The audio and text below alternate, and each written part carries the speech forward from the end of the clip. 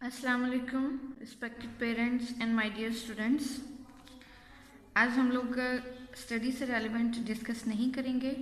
आप लोगों को सिर्फ असाइनमेंट्स के बारे में बताना है कि आप लोग अपनी असाइनमेंट जो है वो किस तरह से सबमिट करवाएंगे।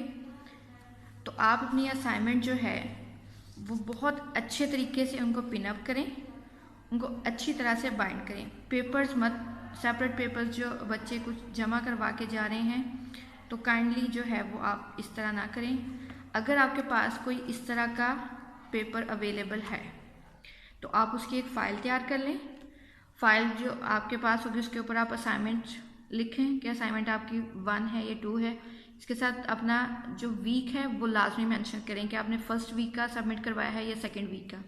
फिर आप उसके साथ अपना नेम लिखें, क्लास लिखें और सेक्शन जो है वो लाजमी मेंशन करें कि आप सेक्शन ए बी या सी जिस भी सेक्शन के हैं, तो फिर आसानी रहेगी उसको करने में।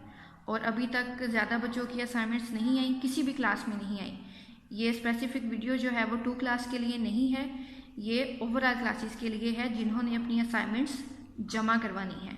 तो अगर आप लोगों के पास ये पेपर अवेलेबल नहीं है तो आप इस तरह से भी अपनी असाइनमेंट जमा करवा सकते हैं। हर बुक का आप लोग पेज जो है वो अलग रखें, उसके ऊपर मेंशन कर दें कि आप किस बुक का जमा करवा रहे हैं। तो फर्स्ट जो है आपका पेज, इसको ब्लैंक छोड़ें, वहाँ पे अपने चैप्टर का नेम लिखें, असाइनमेंट नंबर लिखें, वीक लिखें, बच्चा अपना नेम लिखे, अपने सेक्शन का नेम लिखे और उसने जो काम किया है उसकी हेडिंग लाजमी दे, ताकि आप लोगों के लिए भी और हमारे लिए भी इसके लिए इसमें इसको चेक करने में आसानी हो।